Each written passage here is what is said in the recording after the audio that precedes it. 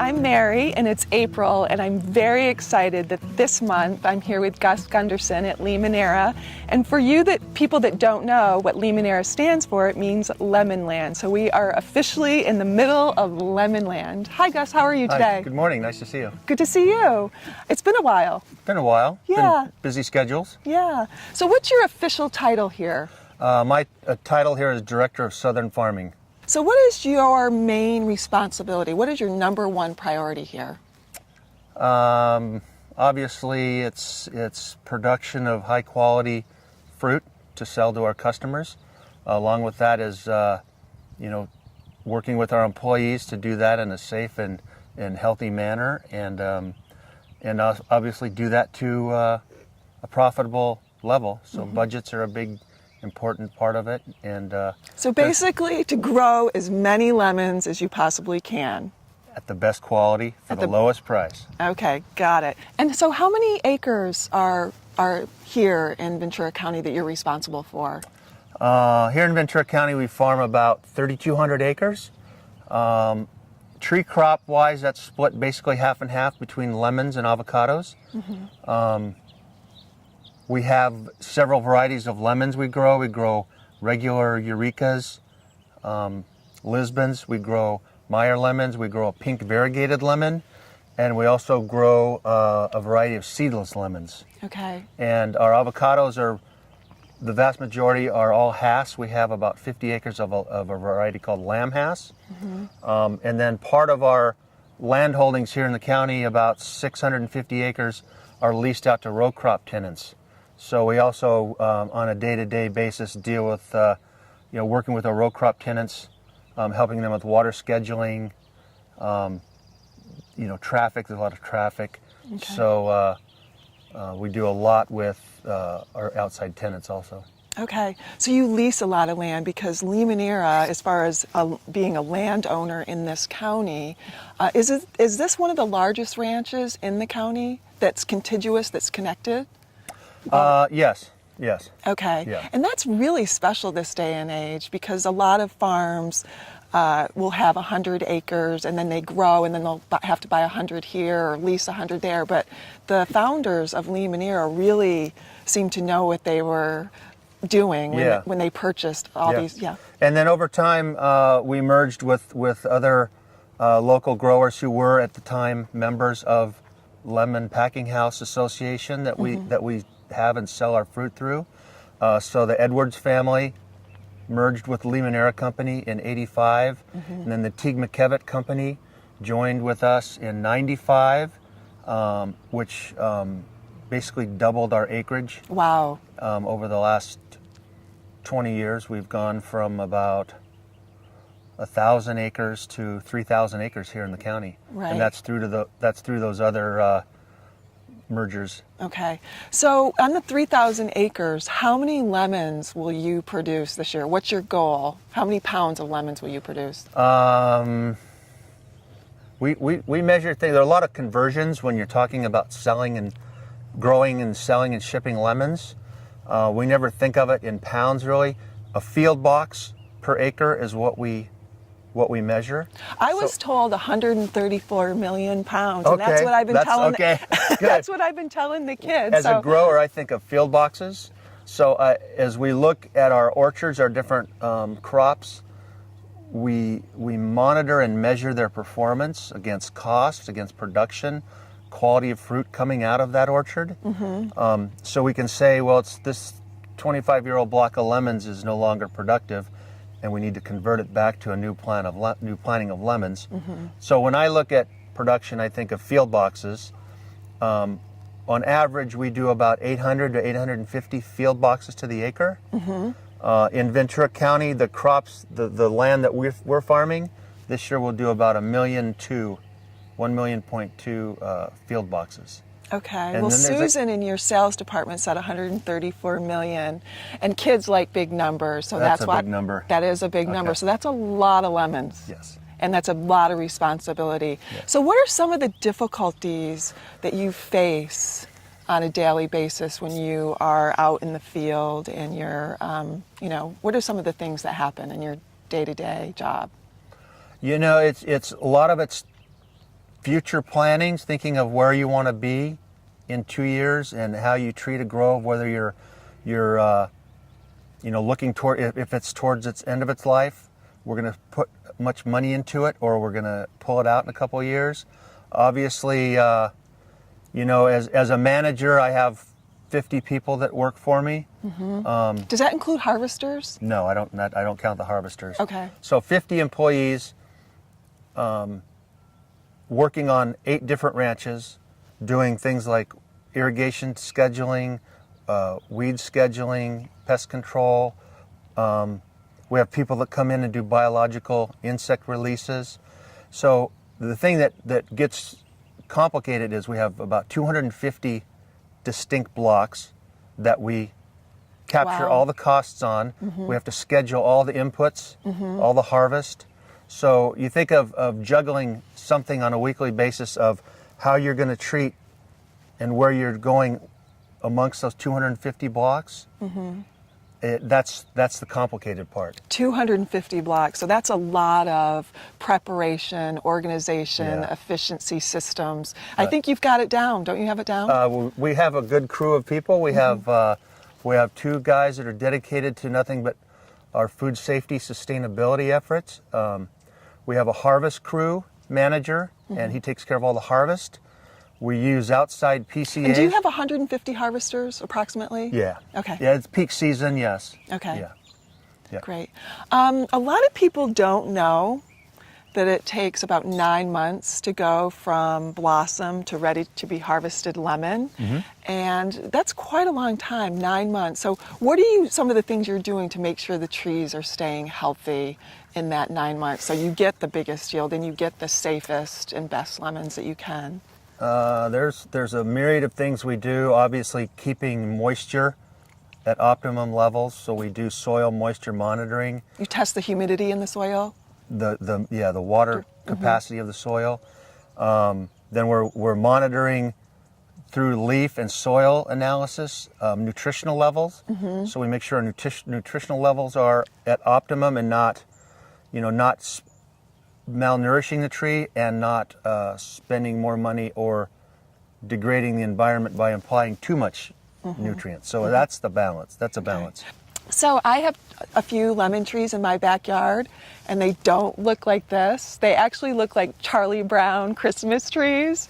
And so what, if my leaves are yellowing, what does that mean, Gus? Typically, it could be many things. If it's a lot of times in a backyard setting, people will overwater their trees. And so I don't do that. That will be an issue.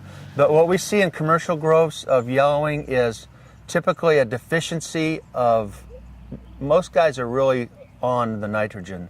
That's kind of an easy one to balance.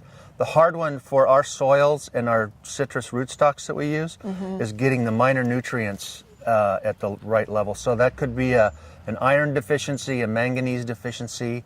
Because these trees are laden with fruit, and that's exactly what you want. And they just look so beautiful, and they're so healthy. So whatever it is you're doing a good job of it. And then you use a lot of organic mulch, right? We With do. the help of Agromin, We you do. put a lot of organic mulch. And does that keep the humidity in the soil? And you put Yeah. Okay. Yeah. We find that it obviously it buffers the amount of drying. It prolongs the amount of time between our irrigations. It helps with erosion, obviously. We find that it helps with keeping some of our pest pressures suppressed Okay. because of the physical layer between the ground and where the insects would like to lay their eggs. We actually find a reduction in citrus thrips and brown garden snails. Okay. So What do the brown garden snails do? Because I see them everywhere when I'm here. they can ruin a crop. If you didn't treat for them, they Okay. can literally eat every piece of fruit on your tree because they will get that numerous and cause that And much they're damage. numerous, and they are numerous here. They can be, yes. Yeah, so- We spend a lot of time mechanically squirt pruning these trees. We try to keep fruit off the ground. We can paint the trunks with a copper paint. Okay, I was going to ask you about that. So what does that paint do? So as a snail climbs up the copper, Okay. right? It's like sticking your tongue on 9-volt battery. You don't want to do that. Where they get shocked. It's like an electronic impulse that they get from going across the copper, and so they just don't do it. Oh, they stop. Well, it's a physical barrier. Okay. So speaking of snails and the trunks, I see when I'm here at the ranch, because I'm here quite a bit. This is my home away from home, which I don't mind at all. I feel very lucky. But when you look at, when you talk about citrus, a lot of times people talk about the rootstock. And I know that you use a MAC rootstock here. That's one of your rootstocks. One of the rootstocks. And many of the rootstocks here are 60 years old, up to 60 years old?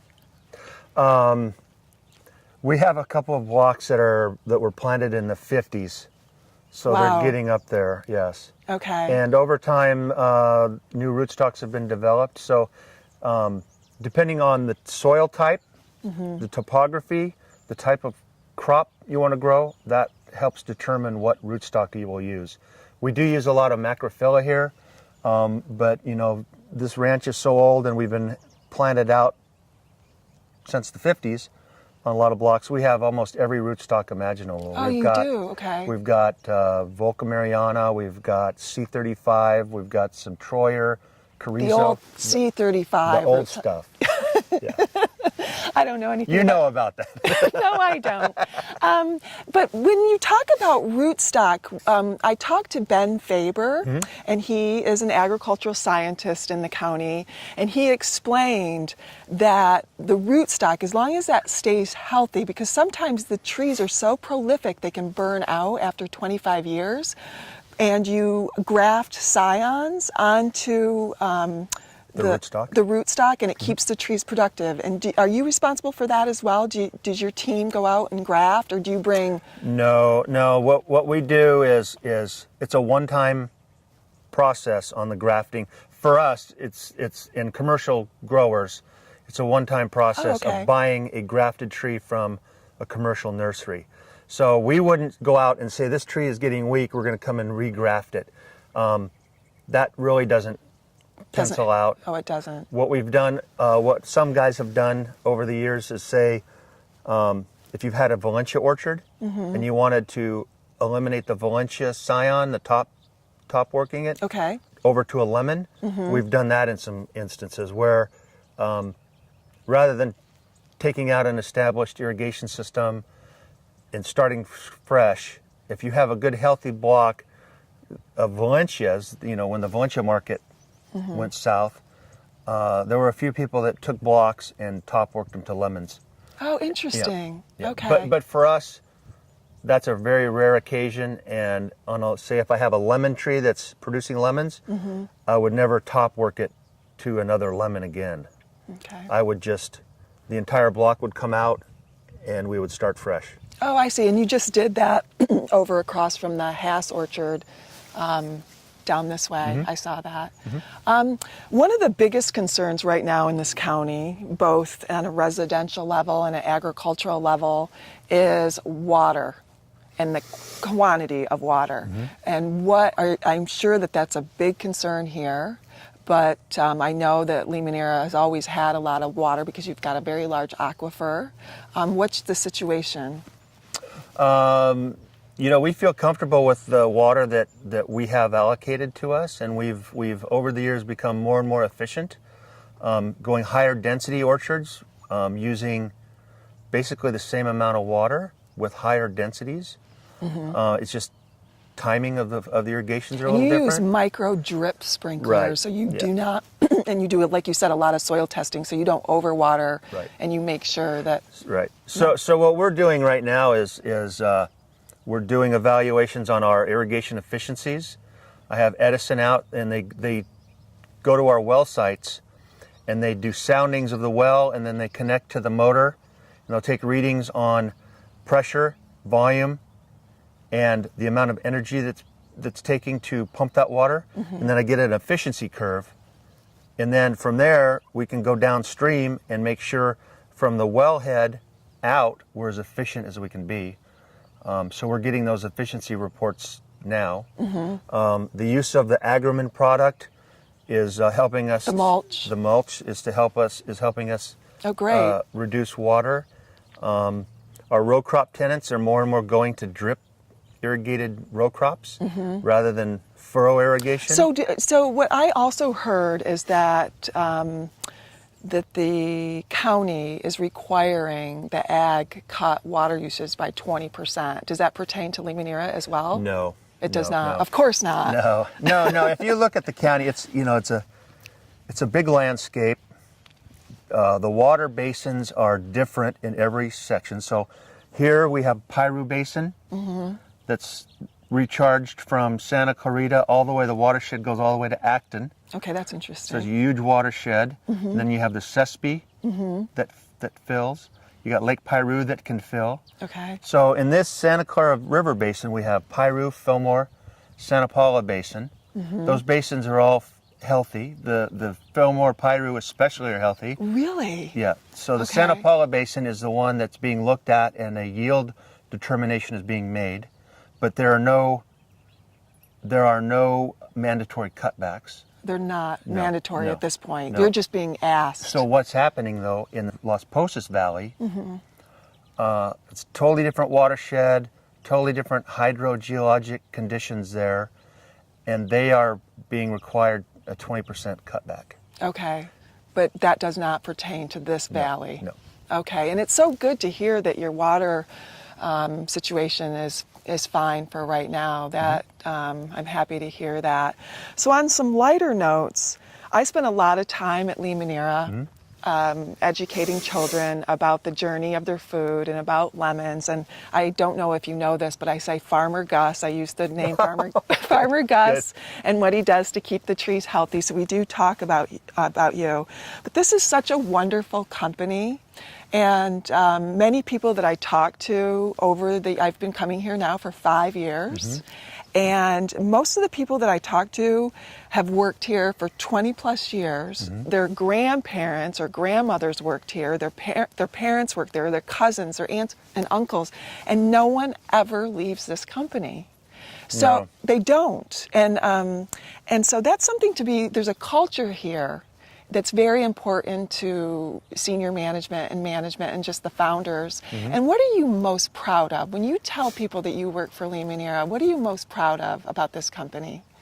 Just the way the company has allowed different employees opportunities for leadership, growth, advancement. So did you start out as the operations manager? No. Okay, No. so I started out as a farm manager on about a 600-acre ranch, and then slowly given more and more responsibilities and authority, and now I'm basically in charge of all the growing in Southern California region.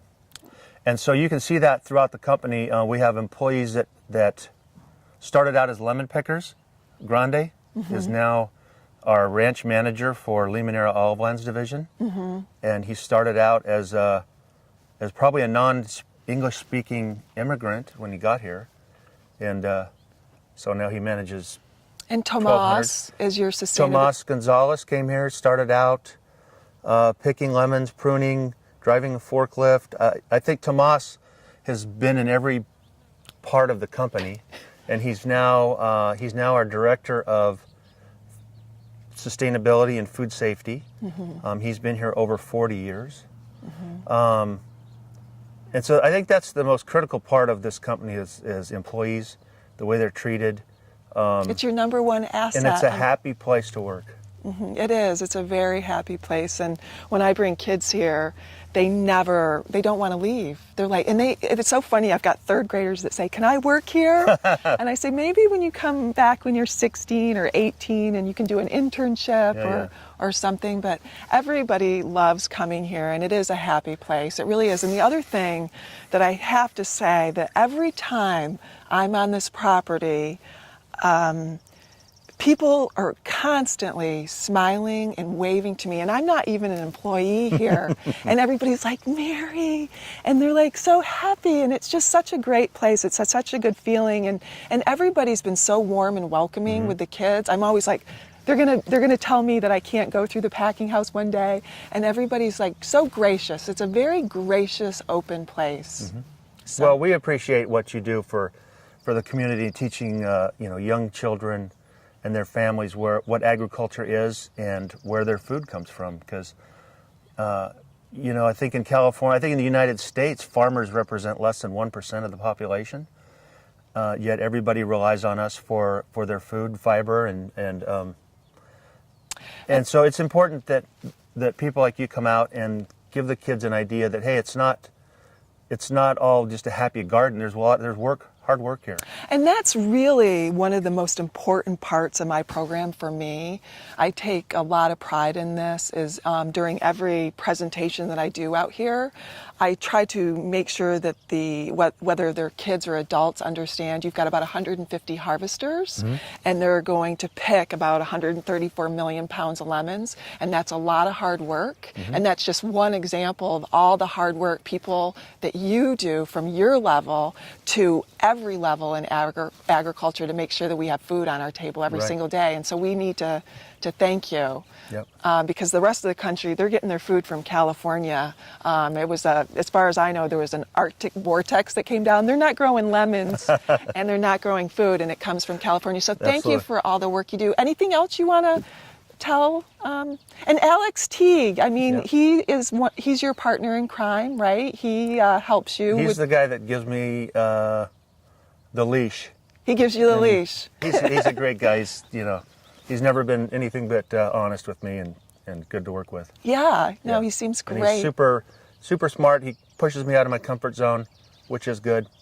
You know, that's nice. a good thing. It's a good place to be. Yeah. Well, thank you. Thank you.